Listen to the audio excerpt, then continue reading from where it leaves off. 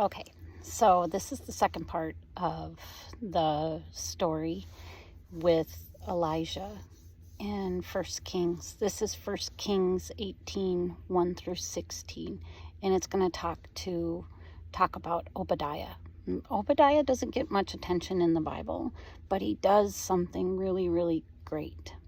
So King Ahab and Queen Jezebel are in charge. And Jezebel was a terrible queen, and she destroyed and murdered the prophets of the Lord. And Obadiah feared the Lord greatly, and he took 100 of the prophets and put 50 in each cave and hid them so that they couldn't be killed. Think about what this would mean if he was discovered. He didn't just get to drop them off and say, "Good luck. See you at the end." They were in caves and would need provisions. Each time he cared for them, he risked being discovered. This would mean certain death. The really cool part about this is Obadiah wasn't some nobody. He was King Ahab's right-hand man. He rubbed elbows with the royalty every single day.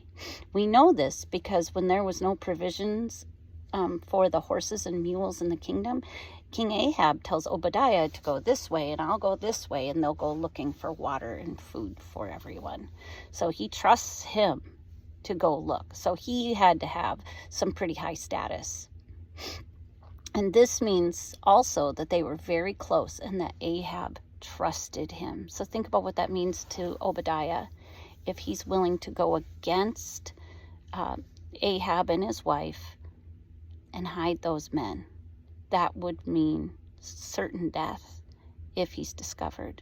But he finds some things more important than everything he has with King Ahab. So Obadiah is out looking for water, and he spots Elijah. Obadiah, the man who talks easily with the king, bows down before Elijah and shows reverence. Think about where his importance is and where his values lie. The king's right-hand man bows to a prophet of God who had been getting food at one time from the ravens. This shows where Obadiah's heart is. Elijah tells him to go to Ahab, that Elijah is here. This doesn't seem like a big deal, but 3 years before, Elijah told Ahab that there would be no rain or dew in the land.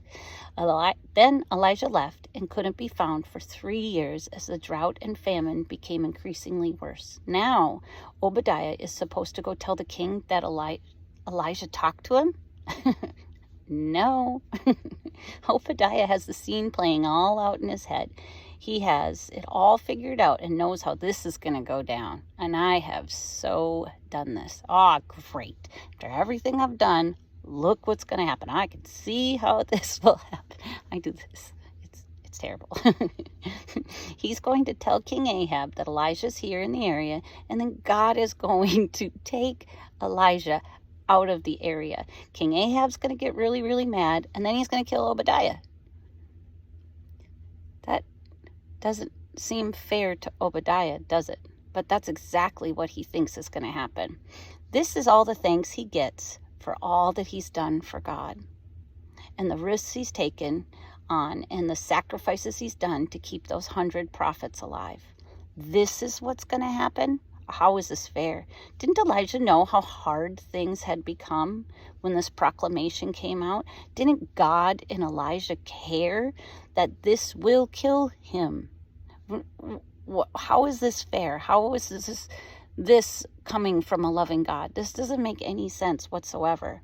Where was the thanks, the proclamation that God sees your sacrifice and what you're doing? He didn't do it to get the attention and the acknowledgement, but it would have been nice to get some recognition for it. No, instead, he has to do something even riskier than what he's already done. Think about what that's requiring in his spirit. Are you serious? You're seriously going to ask more of me? Don't you see what I've already done? Don't you know what this is going to do for me? Obadiah tells Elijah that he is walking to almost certain death with this.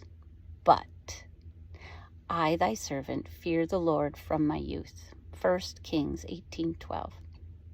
That's all it takes. For him, that's all it needs. This sums up everything for Obadiah. But I have served God all my days. My love for him is greater than my desire to protect my life. That shows where his importance is. Do you feel a bit slighted that you're not getting recognition and accolades for what you're doing for God? Are you, honestly, a bit angry that instead of thanks, he's asking more of you? What's your answer to God's request? Obadiah could have said no and not told Ahab. He could have taken the safe route, but in the end, God was more important. It's okay to have frustrations and fears and concerns. Those are natural emotions. What's your final decision? I was thinking about one of those game shows. Is that your final decision? Yes. Because, sometimes you have to process things out and see. You have to sift through everything to figure it out. For Obadiah, the final decision was God. The story continues and God shows up and demonstrates his power and majesty and rights many, many wrongs. However, Obadiah doesn't know that. He doesn't know that that's going to happen. He only knows that God asked him to do something, to talk to Ahab, which is putting his life at risk. So what is God asking you to do that you're resisting? And what are the risks? Is it worth it? I think we all need to have those conversations within ourselves. What is your ultimate goal? Because if it's to protect me, myself, and I, then we're probably focusing on the wrong thing. For Obadiah, he had natural responses and reactions to everything, but then he remembered, I've served God all my life. What choice do I have? It's like the apostles when Jesus asked, are you going to leave me too? And they said, where would we go? You have all the answers. And every time I come up to a difficult situation, that's where I end up. Where would I go? You have all the answers. You are the only thing worth holding on to in all of this.